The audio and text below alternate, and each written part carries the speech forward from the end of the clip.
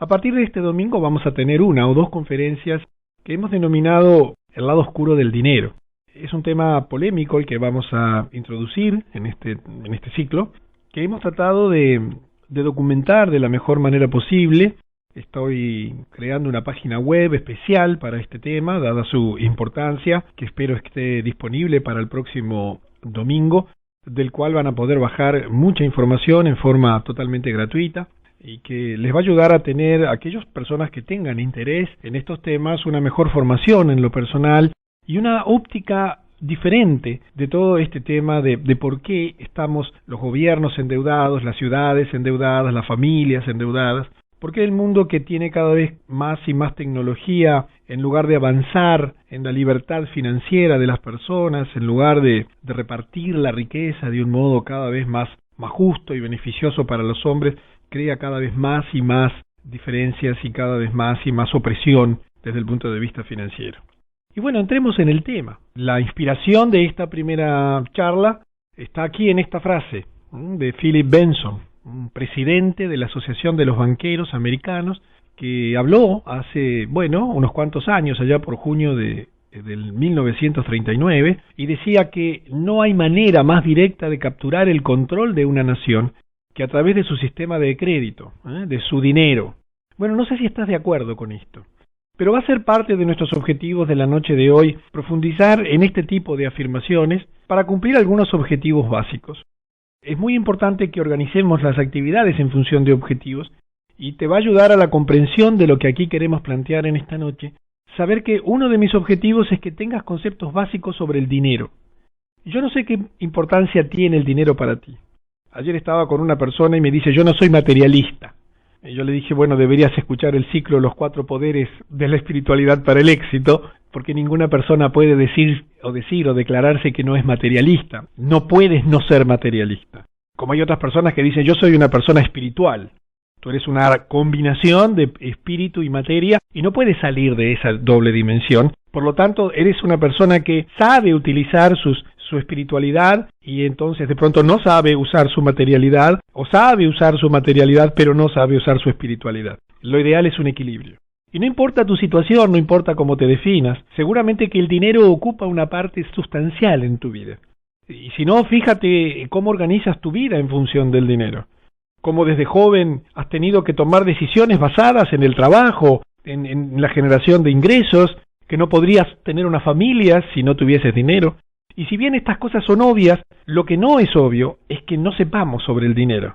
¿Cómo es posible que a los niños, yo pienso en los jóvenes que están acá, en la escuela no te enseñan sobre el dinero, ni en el liceo tampoco?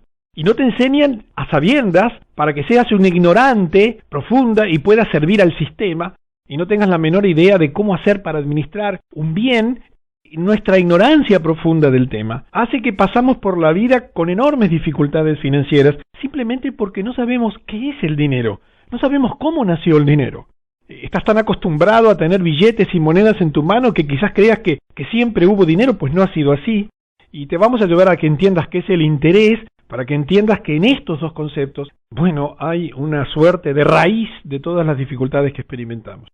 Me interesa que sepas qué son y cómo operan verdaderamente los bancos, no lo que te muestran por allí en los medios de difusión, que son medios de distracción más que de difusión como aquí veremos, sino que realmente entiendas cuál es su gran negocio, que los bancos prestan 9 veces el dinero que reciben por lo menos y que los bancos imprimen dinero y verás qué sorpresa te llevarás para muchos de ustedes que desconocen estos temas. Quisiera que entiendas por qué nunca se podrán pagar todas las deudas, cómo se endeudaron los gobiernos y cómo es que los bancos finalmente terminan quedándose con todo. Y es importante que entiendas esto porque verás cuál es mi objetivo central en la diapositiva siguiente. Quisiera que comprendas que el dinero es un instrumento de dominación y como tal está pensado también para dominar tu vida, como la mía y la de nuestras familias y de nuestras ciudades y gobiernos y sociedades, porque para eso existe el dinero, para eso se usa. Podría haberse usado con otros fines, pero para eso se usa. Y vas a conocer aquí lo que es la Reserva Federal como el gran instrumento de dominación y cómo es que se ejerce el verdadero control sobre los gobiernos y las naciones. Porque finalmente tengo este gran objetivo, que sepas cómo enfrentar los tiempos que vienen. Quizás tú creas que hay dificultades, no tienes ni idea de cómo van a ser las cosas en el futuro. Y no es para alarmarte, sino por el contrario, porque el hombre de fe todo lo puede, porque todo lo cree, porque se te bastaría acercarte a todo lo que te he enseñado y has aprendido y hemos aprendido juntos en estos últimos años para pensar de un modo correcto, apoyarte en el Creador de la riqueza y de la abundancia para no tener temor. Pero sí es necesario saber qué hacer de aquí en adelante, qué hacer cuando no exista el dinero, cuáles son las acciones posibles para enfrentar los tiempos por venir. Y son objetivos ambiciosos, por cierto que sí. He tratado de plantearte esto. Cuando esté la web disponible tendrás allí un ebook con todo este material y tendrás allí la fuente de estas informaciones. Te voy a contar la historia de la creación del dinero y del interés a partir de conceptos muy sencillos que fácilmente vas a comprender. Y comencemos entonces en qué había antes del dinero. Porque quizás no te des cuenta que alguna vez no hubo dinero. Pues sí, una vez no había dinero. Y antes de dinero entonces existía el trueque. Es decir, que por generaciones la gente utilizó el sistema del trueque. Un hombre mantenía a su propia familia, proporcionándole todas sus necesidades, o bien se especializaba en un comercio particular. Los bienes que excedían su propia producción, entonces los intercambiaba por los excedentes de otros, y para eso había un lugar de intercambio, que era el mercado. Es decir, que imagínate una situación, vete un tiempo, unos siglos atrás, no muchos, y llega un momento en el cual la sociedad estaba organizada de modo tal de que las personas producían para sí mismos, para su familia, con capacidades o tecnologías de producción desarrolladas hasta ese momento, y que sus excedentes debían intercambiarlos. Pero en aquel momento no había billetes, no habían monedas, y entonces el instrumento era el trueque. Y allí el mercado, como un lugar físico donde la gente se reunía para intercambiar cosas, un mercado similar al que puedes encontrar en tu ciudad, que de pronto lo puedes visualizar yendo a un mercado agrícola o un mercado de ciertos productos. Imagínate que eso después se extendió a toda la sociedad a través de diferentes mecanismos. Y entonces un día de mercado era siempre en aquellos tiempos ruidoso y polvoriento, pero sin embargo la gente disfrutaba porque era un lugar de encuentro social, un encuentro de estar con sus amigos, con sus conocidos, de extender relaciones. Se disfrutaba del compañerismo, solía ser un lugar feliz. Pero llegó un momento en el que los avances tecnológicos, en el que las posibilidades de trueque fueron creciendo, había demasiada gente y demasiada discusión. Y llegó un punto en el que no había tiempo para charlar y entonces apareció la necesidad de un sistema mejor. Porque entre otras cosas había un tema central, cómo darle valor a cada uno de los bienes. En esa etapa el gobierno tenía una función muy precisa. El gobierno, en esas circunstancias, donde la gente se organizaba en base a una producción familiar y personal para intercambiar excedentes con otras personas que tuvieran otro tipo de excedentes en el mercado. El gobierno entonces era creado como un instrumento de la comunidad, donde el gobierno no era algo que gobernara a las personas como lo concebimos hoy, había sido formado para cerciorarse nada más de que las libertades y los derechos de cada persona fueran protegidos, y que no se forzara a ningún hombre a hacer alguna cosa contra su voluntad por ningún otro hombre o por cualquier otro grupo de hombres. Ese era el único propósito del gobierno, y cada gobernador era apoyado voluntariamente por la comunidad local que lo eligió. Tenía claramente definidas sus funciones, estaba al servicio de la comunidad y había sido creado estrictamente con ese propósito. Pero claro, las cosas fueron cambiando y como yo te explicaba, el primer cambio comenzó en el momento en que fue necesario arreglar el funcionamiento de ese trueque que había llegado a crecer enormemente, y entonces allí apareció una solución. Y la solución fue justamente el dinero. Y el dinero aparece porque en determinado momento el mercado era un problema que no se podía solucionar. ¿Cuánto valía un cuchillo? 1 o 2 cestas de maíz. ¿Valía una vaca más que un carro, etcétera? Bueno, a ninguno se le ocurría un sistema mejor que el que planteó algún orfebre en el comienzo allí de los tiempos del dinero, y se le ocurrió una solución que pareció absolutamente extraordinaria y que lo era en sí misma, y él dijo: tengo la solución a nuestros problemas del trueque e invito a todos a una reunión pública mañana. Yo quiero que te visualices en este momento en esa situación, que tú te encontrabas cada vez con más dificultades para cambiar tus productos, tus excedentes, que eso no se necesitaban en el plano familiar, para cambiarlos por otros. Porque la producción había crecido, porque la cantidad de personas habían crecido y porque ya se necesitaba instrumentos matemáticos que permitieran la correcta valoración o por lo menos el equilibrio de intereses entre unidades productivas tan opuestas y tan diferentes. ¿Qué ocurrió en ese momento? Bueno, había que establecer un sistema y a este orfebre se le ocurrió lo siguiente. Bueno, yo uso oro, decía él, lo uso en ornamentos y en joyerías, es un metal excelente, no se deslustra ni se enmohece y durará muchos años. Lo que voy a hacer es fundir un poquito de mi oro en monedas y llamaremos a cada moneda $1. Imagínate la historia que comenzó de ese modo. Él explicó cómo trabajarían los valores y que ese dinero, entre comillas, sería un medio de pago inteligente para el intercambio, un sistema mucho mejor que el trueque. ¿Por qué? Porque se podía entonces valorizar las cosas y decir, bueno, esto vale una moneda, aquello vale 2, y entonces de ese modo fácilmente podríamos intercambiar nuestros productos y facilitar así el trueque. En estos términos la solución parecía no solamente inteligente, sino sencilla, pero claro, inmediatamente a algunos se le ocurrió preguntar, especialmente los gobernadores, porque recuerda que los gobernadores tenían como función solamente evitar que hubiese abuso sobre las otras personas, y alguno preguntó, bueno, pero algunas personas podrían encontrar oro y hacer las monedas para sí mismos. Eso, dijo, sería de lo más injusto. Pero claro, el orfebre tenía preparada una respuesta. Dijo, hagamos lo siguiente, solamente las monedas aprobadas por el gobierno pueden ser utilizadas, solamente, y estas tendrán una marca especial estampada en ellas, de modo de evitar esa posible duplicación de las monedas. Y así entonces fue que nació el dinero. Pero sucedió un segundo problema, ¿cómo repartir las monedas a fabricarse? Porque era un momento en el cual comenzaba la acuñación de las monedas y la instrumentación del dinero. Entonces, bueno, comenzaron inmediatamente las discusiones, yo merezco más porque mi producto tiene un mayor valor, y bueno, pero sin mi producto no pueden funcionar, y es absolutamente necesario, y comenzó una discusión respecto al derecho que cada uno tenía de repartir las monedas. Entonces, en función de eso, él dijo, bueno, mira, vamos a hacer lo siguiente. ¿Cómo repartimos las monedas? Bueno, de una manera muy sencilla.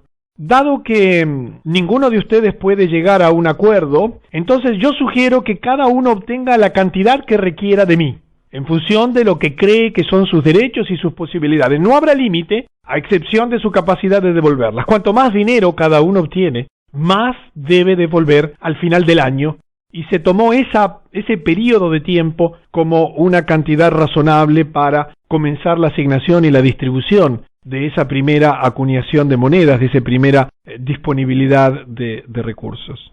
Pero claro, allí empezó un tema central, y era cuánto devolveríamos a fin del periodo, porque hubo una pregunta obvia que inmediatamente se le preguntó al orfebre. ¿Qué pago recibiría el orfebre por una idea tan extraordinaria? Imagínate en esa situación, tú acostumbrado al trueque y que de un día para otro te dieran la solución a tus problemas, que a partir de ahora ya no irías al mercado a discutir cuánto valía tu cuchillo en relación a los huevos que podrían haber allí transándose en el mercado, sino que estaría todo equilibrado en base a las monedas, y cada uno habría pedido una cantidad inicial de monedas razonable para sus necesidades y que podría volver a pedir al orfebre. Pero claro, ¿por qué el orfebre haría ese trabajo? ¿Cuál sería su motivación para dar ese excelente servicio a la comunidad? Y allí nació el interés, porque dijo él, estoy proporcionando un servicio, es decir, la fuente del dinero. Eso me da el derecho al pago por mi trabajo. Entonces hagamos lo siguiente, digamos que por cada 100 monedas que ustedes reciben, me devuelven 105 en cada año, y esos 5 serán mi pago, y llamaré a este pago el interés. Es decir, que ustedes me deberán los 100, pero a cambio de seguir disponiendo de esa moneda, si es que no las devuelven, tendrán que pagarme 5, porque ese será el pago por mi negocio.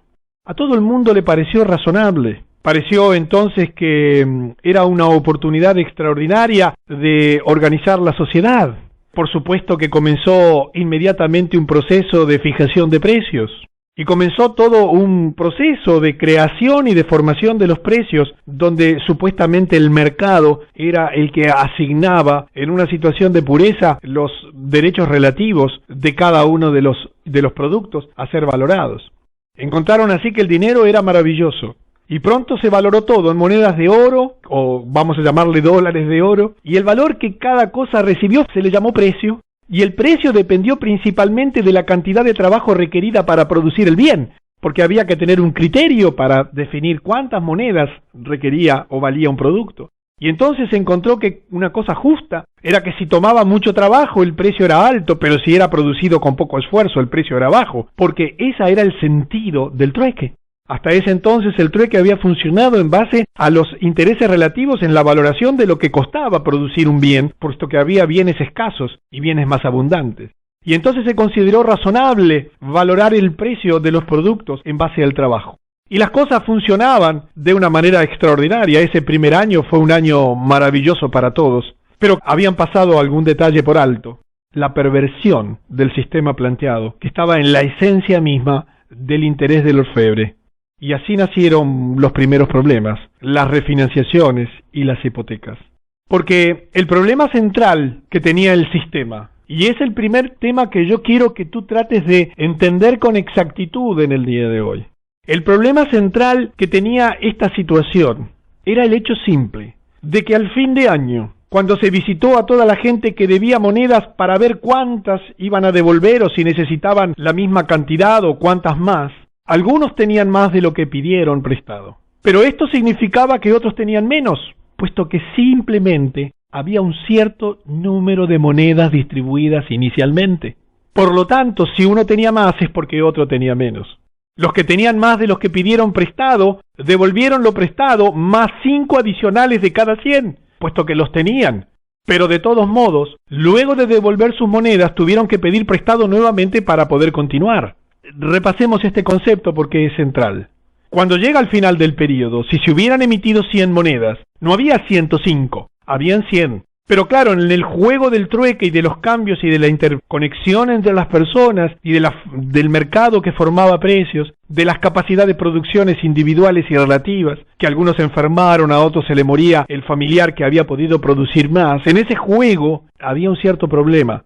Unos al final del periodo tendrían más monedas y otros menos. Aquellos que tenían más de 100 con facilidad podían devolver los 5, pero aquellos que tenían menos de 100, para poder devolver los 5, tenían que quedarse con menos monedas. ¿Y qué ocurrió? Nadie advirtió un detalle central. Algunos descubrieron por primera vez que tenían una deuda. Pero antes de prestarle más dinero, el orfebre, al cual definiremos como Fabián, tomó una hipoteca sobre algunos de sus activos y como había que volverle a prestar, entonces cada uno salió una vez más a intentar conseguir esas 5 monedas extra que siempre parecían tan difíciles de encontrar. Y allí comienzan los primeros endeudamientos y las primeras refinanciaciones y hipotecas, cuando no podían devolverlas o pagar los intereses, porque las monedas ya se habían transformado en algo absolutamente imprescindible para comerciar. Pero como habían 100, era un juego cerrado. Pero acá viene el tema central que yo te quiero destacar, y que explica por qué no se pueden pagar todas las deudas. Nadie se dio cuenta que en el conjunto el país nunca podría saldar de su deuda hasta que todas las monedas fueran devueltas. Nadie se dio cuenta de eso. Siempre habría deudas porque el origen del dinero es un origen ficticio. Se crea una riqueza inexistente para darle valor a una riqueza preexistente. El verdadero valor no era la moneda. El verdadero valor no era lo que se acuñaba, sino los bienes que ésta justipreciaba, a los cuales se les asignaba precio y que justificaban la circulación de las monedas. Nadie se dio cuenta que en el conjunto el país nunca podría salir de su deuda hasta que todas las monedas fueran devueltas, pero aunque se devolvieran todas las monedas, las 100 iniciales, estaban siempre esos 5 adicionales en cada 100, nunca habían sido puestos en circulación. Esta es la raíz del sistema, el origen de todos los males. El interés implica repartir un dinero que nunca fue creado, porque el interés solo existe por sobre el dinero que te prestan. Y cuando te dan un dinero, supongamos que en la primera origen eran 100, y se piden 5 monedas adicionales de interés, esas monedas no existen, nunca fueron creadas. Nadie más que el fabricante de las monedas podía ver que era imposible pagar el interés. El dinero adicional nunca había sido puesto en circulación, por lo tanto a alguien siempre le faltaba. Pero claro, él tenía una visión desde arriba de este problema. Él podía ver la situación en su conjunto. Él sabía de antemano que había creado un juego extremadamente perverso, donde las personas iban a comenzar a partir de ese momento a intentar lo imposible, pagar algo que no existía. Y allí comenzó a elaborar la idea del dinero como un instrumento de dominación. Pero vamos a seguir la historia. Era verdad que el fabricante de las monedas gastaba algunas monedas, claro que sí. Pero él por sí mismo era su servicio con lo cual vivía. No podía gastar tanto como el 5% de la economía total del país, porque recuerda que él acumulaba el 5% de cada actividad y de cada persona. Había millares de personas, y el fabricante de monedas era solamente uno. Por otro lado, él seguía siendo un orfebre, viviendo una vida confortable. No pierdas de vista estos detalles, porque tienen mucha relación con lo que va a ocurrir y con lo que está ocurriendo actualmente. Entonces nacen los servicios bancarios, disponiendo de monedas la sociedad, disponiendo de alguien que las acuñaba, del control del gobierno que era solamente asegurarse el reparto equitativo justo en función de las necesidades de cada uno, la definición de precios en base a la cantidad de trabajo que requería la producción de cada bien, y a que se respetara el derecho del orfebre a recibir su interés y que legítimamente podía exigir, bueno, te vuelvo a prestar, necesito un documento, una garantía que me permita a mí cubrir el servicio que te estoy dando y que tu endeudamiento no sea indefinido. Y partiendo de la base de la necesidad de que el sistema continuase porque ya había comenzado, entonces nacen los servicios bancarios. Y fíjate qué interesante, podemos imaginar que en la parte posterior de su tienda hizo una gran caja fuerte. Y la gente encontró conveniente dejar algunas de sus monedas en ellas como depósito de seguridad.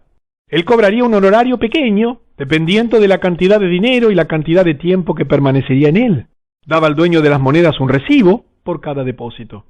Y allí la sociedad comenzó a aceptar como natural esa actividad de custodiar valores que en manos privadas o en manos personales podía significar riesgo de posesión para la persona. Cuando una persona iba a hacer compras, ya no tenía por qué llevar las monedas porque disponía de los recibos. Entonces le daba al comerciante uno de los recibos del fabricante de monedas, según el valor de las mercancías que deseaba comprar. Los comerciantes reconocían el recibo como genuino y lo aceptaban con la idea de llevarlo luego ante el fabricante y recoger allí la cantidad apropiada en monedas. Los recibos pasaron de mano en mano, en vez de transferir el oro en sí mismo las monedas. La gente tenía completa confianza en los recibos y los aceptaba, como si fueran las monedas de oro. ¿Te suena conocida esta historia? A pesar de los siglos transcurridos, ¿verdad que hay mucho de cercano a la realidad de tu vida? Pero la historia continuaba porque comenzaban a ocurrir cosas que estaban en la raíz del sistema y que tenían como finalidad que apareciese un gran negocio de los bancos. Porque comenzó esta reflexión. En verdad, alguien reflexionó, y quizás fue ese primer orfebre que está sirviendo de ilustración para nuestra historia, el oro no es mío. Pero como está en mi posición, eso es todo lo que verdaderamente importa. Quiero que comprendas que cuando esta idea surgió, cambió el mundo definitivamente. En verdad, el oro que yo tengo en custodia no es mío, pero está en mi posesión, que es todo lo que importa.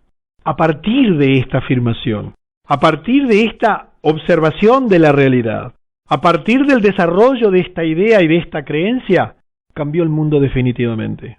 Porque el fabricante de monedas a partir de allí descubrió la posibilidad de un negocio colosal. Notó que era bastante raro encontrar que alguna persona le pidiera realmente sus monedas de oro. Él pensó, aquí estoy en posesión de todo este oro, de todas estas monedas, y sigo teniendo que trabajar duro como artesano. No tiene sentido. Hay docenas de personas que estarían contentas de pagarme el interés por el uso de este oro, que está depositado aquí y que sus dueños raramente reclaman. Un razonamiento sencillo, claro, definitivo, que no admitía mucha discusión. Había muchas personas que depositaran en oro y que tomaban los recibos que entregaba el fabricante de monedas como respaldadas por ese oro allí. Pero claro, en determinado momento, el orfebre, el fabricante de las monedas, este personaje de la historia, dijo, pero si yo tengo estas monedas, las puedo volver a prestar, porque he observado que con el correr del tiempo son muy pocos los que la reclaman. Y entonces hay tanta gente que está aumentando su producción, ya habían comenzado los desarrollos y los desenvolvimientos tecnológicos, hay tanta gente que necesita más dinero, que les está yendo bien, que estarían dispuestas a pagarme interés por el uso de este oro. Y allí entonces comienza algo absolutamente extraordinario, el prestar lo de otros. En verdad el oro no es mío, pero está en mi posesión, que es todo lo que importa. Ya no necesito hacer más monedas para prestar. Puedo utilizar algunas de las monedas almacenadas en la caja fuerte. Al principio, naturalmente, esta idea era secreta y riesgosa, por lo tanto él era muy cauteloso, haciendo experiencia, prestando solo unas pocas monedas cada vez, pero solo cuando tenía amplia seguridad de su devolución. Pero gradualmente tomó confianza y comenzó a prestar más y más cantidades más grandes. Imagínate el cambio que esto comenzó a ocurrir. Se estaba socavando lo verdaderamente importante del sistema, la credibilidad. Que cada uno de esos recibos estuviera respaldado por el oro original. El sistema igual tenía un problema. Nadie nunca, en su conjunto, la sociedad nunca podría pagar las 5 monedas porque éstas no se habían acuñado. Imagínate la multiplicación del problema cuando se comenzó a cobrar interés sobre el dinero que era de otros y que él tenía en posesión. Imagínase muchos 5% adicionados. Ya no ganaría este orfebre el 5% de la acuñación inicial. Él comenzaría a ganar el 5 sobre más y más préstamos de las mismas monedas que se suponía que debían estar respaldando cada uno de los billetes. Imagínate que la sociedad comenzó, sin saberlo, debido a lo secreto de este accionar, a introducirse en un sistema tremendamente perverso. Ya no podrían pagar solo 5, ya no podrían pagar 7, 10, 15, 20, 50 monedas generadas por el interés de algunos que, intentando hacer crecer sus negocios, desarrollar su producción, generar más riqueza, comenzaban a pedir dinero prestado. Y así entonces, como consecuencia de la necesidad que tenían estas personas de pedir más, entonces nacen los vales y los pagarés. Cierta persona había obtenido un préstamo. Sin embargo, el oro permanecía en la caja fuerte del orfebre fabricante de monedas, porque el orfebre no le daba las monedas, sino que les daba nuevamente recibos, equivalente al valor de esas monedas, para que pudiera volver a intercambiarlos en el mercado. Esto naturalmente significaba la creación artificial de dinero y la creación artificial de riqueza, puesto que se otorgaba una riqueza que no existía, salvo en el papel creado allí, impreso, registrado primero manualmente, en imprentas después, por parte del fabricante de monedas, en quien la sociedad depositaba su interés. Un día, un préstamo muy grande fue solicitado. El fabricante de monedas sugirió: mira, en vez de llevar todas estas monedas, podemos hacer un depósito en su nombre y le daré varios recibos equivalentes al valor de las monedas. El prestatario convino y se fue con un manojo de recibos. Allí se instrumenta lo que te acabo de comentar. Después que el cliente se fuera, el orfebre sonrió para sus adentros. Él podía tener la torta y encima comerla también. Él podría prestar el oro y todavía mantenerlo en su posesión. ¿Te parece que habría cambiado el mundo? Pues imagínate las posibilidades que comenzaron a urdirse en una mente que comenzó a utilizar esto no solo para su enriquecimiento, sino para comenzar a comprender el poder que él tenía sobre las personas que comenzaban a utilizar el dinero para hacer crecer sus negocios. Y así los amigos, los extranjeros e incluso los enemigos necesitaron fondos para realizar sus negocios. Y siempre y cuando podían asegurar la devolución, podían pedir prestado, tanto como necesitaran, porque la garantía estaba consolidada. La perversidad comenzó a hacer mella en la voluntad de este orfebre, que comenzó a ver un proceso de poder quedarse hasta con los bienes de otros simplemente si no le podían pagar. Simplemente escribiendo recibos, Fabián podría prestar tanto dinero como varias veces el valor del oro en su caja fuerte, y él ni siquiera era el dueño del dinero en ella. Todo era seguro, pero había un detalle. Todo era seguro siempre y cuando los dueños verdaderos no pidieran su oro y la confianza de la gente fuera mantenida. De modo que aquí debes entender que aparece una gran base del sistema: la credibilidad, la necesidad de crear y armar todo un sistema por el cual los verdaderos dueños de las monedas no fueran a pedir su oro, porque el día que eso ocurriese, el orfebre simplemente quebraría, porque no habían tantas monedas como él había prestado. Te vuelvo a repetir la idea porque es el centro y la madre de todos nuestros problemas. Todo el sistema estaba basado en que no se le fuera a pedir al orfebre todas las monedas que él había emitido, más las que no había emitido, bajo la forma de recibos, basados en prestar lo que no era de él. La situación del orfebre fue desde ese momento una situación de quiebra absoluta. Nunca tuvo un dinero real. Siempre fue una gran mentira y una gran falsedad. Pero además, se necesitaba comenzar a crear las bases de un sistema que estuviera basado en la credibilidad, porque bastase que hubiese dudas sobre el orfebre para que una persona le contase a la otra y rápidamente hubiese una corrida en busca de las monedas.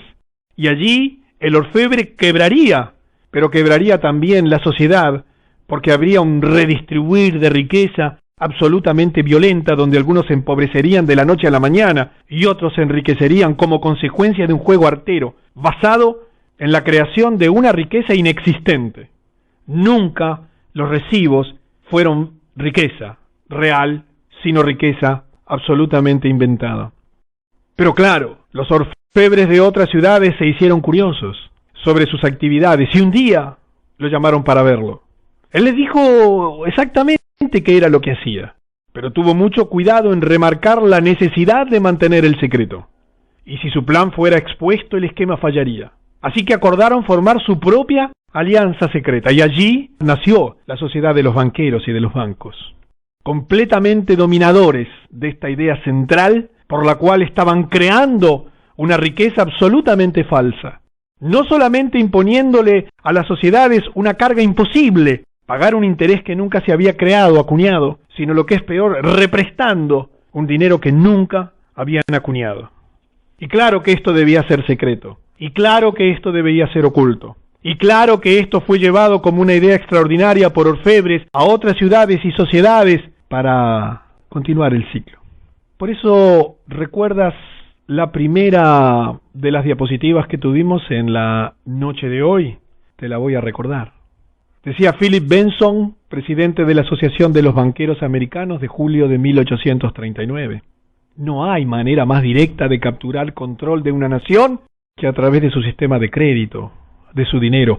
No sé cuando yo te leí esto al principio si estabas de acuerdo, pero si esta historia fue real, o si tiene algún viso de realidad, y cuando termine el ciclo de conferencias creo que tendrás una comprensión mucho mayor, pero esta afirmación es tremenda. ¿Y qué me dices de esta? De Reginald McKenna, presidente del Banco de Midland en Londres. Estoy asustado, ya que a los ciudadanos ordinarios no les gustará saber que los bancos pueden crear y destruir dinero a su gusto, y que los bancos controlan el crédito de la nación, dirigen la política de los gobiernos y tienen en sus manos el destino de la gente. Recuerda los objetivos. ¿Entiendes ahora por qué nunca se podrán pagar todas las deudas por parte de una sociedad, de un gobierno, de una ciudad y de la mayor parte de las familias que tienen? Bueno, vamos a hablar la próxima vez de cómo se endeudaron los gobiernos, cómo es que llegó esa situación en la que un gobierno, que era nada más que una entidad elegida por la comunidad para cubrir aspectos éticos y morales, termina endeudándose cuando no tenía ni siquiera bienes ni actividades que generaran gastos. Te enterarás de cómo los bancos se quedaron con todo, y se están quedando con todo. Quisiera que entiendas cómo todo esto es un instrumento de dominación, y que la Reserva Federal es el gran instrumento de dominación, y que el verdadero control del verdadero control sobre los gobiernos y las naciones, para que entiendas cuál es el verdadero. Pero recuerda que lo que más quiero es que sepas cómo enfrentar los tiempos que vienen, para que a partir de estos conocimientos sepas tomar decisiones. Por ejemplo, ¿en qué banco podría tener yo mi dinero? Y obviamente en el banco de la sociedad secreta. Obviamente, en alguno de los bancos. ¿Te suena el nombre Chase Manhattan Bank? Citibank? Rothschild? ¿Te suena? Deutsche Bank? Pon tu dinero allí. Nunca tendrás problemas. Pero no solamente para advertirte sobre eso, sino para que sepas qué hacer. En términos de liquidez, de activos, de deudas, de manejar inversiones, de qué valores tener, cuando tú comprendas la esencia del sistema. Y de eso vamos a hablar la próxima semana, donde vamos a continuar con esta historia que nos va a llegar hasta nuestros días, Y allí en la segunda parte hablaremos cómo los bancos prestan 9 o más veces lo que reciben, cómo se oculta el fraude naciendo la economía financiera y la credibilidad, por qué los precios suben y suben y suben en todas las sociedades, cómo es que los gobiernos comienzan a endeudarse, y te voy a contar del gran instrumento de dominio, la Reserva Central de Dinero. Quizás, y te hago un anticipo, quizás, tú creas que la Reserva Federal pertenece al gobierno de los Estados Unidos. Algunos de ustedes sé que ya saben que no es así.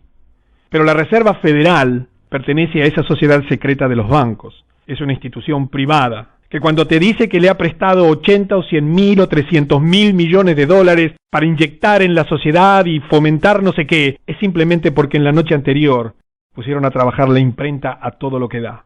Nada más que por eso. Son nada más que recibos idénticos a los del orfebre de nuestros primeros tiempos, absolutamente carentes de valor, absolutamente depreciados, sin ninguna relación con la riqueza real, porque nos hemos olvidado de la riqueza real. La finalidad de este ciclo es despertar tu conciencia. No es para asustarte, es por el contrario, para estimularte, para darte una oportunidad, para que estés tranquila, para que sepas entender muchas de las cosas que pasan, para que cuando te leas titulares, cuando la bolsa suba o baja, te mantengas tranquilo. Cuando haya inflación o deflación, te mantengas tranquilo y calmo, simplemente porque tendrás una mayor conciencia e información. Yo te vuelvo a aclarar lo que te dije al comienzo. El tema es polémico. El tema es polémico y seguramente habrán muchas ideas sobre este tema. Pero esta historia que te acabo de dar es una historia que es fácilmente entendible y que mira que existe muchísima información documentada de lo que te acabo de decir, que voy a tratar de centralizártela en una página web que va a estar disponible la próxima semana. En definitiva, una de las maravillas de la globalización es que nos permite defendernos de una manera extraordinaria, que nos permite que la información fluya. Ya las sociedades secretas no pueden permanecer secretas, ocultando lo evidente. Pero también la globalización es un riesgo, porque puede avasallar tu cultura. Y si estás dormido, o si estás dormida, y si no te das cuenta lo que pasa, bueno, puedes ser avasallado.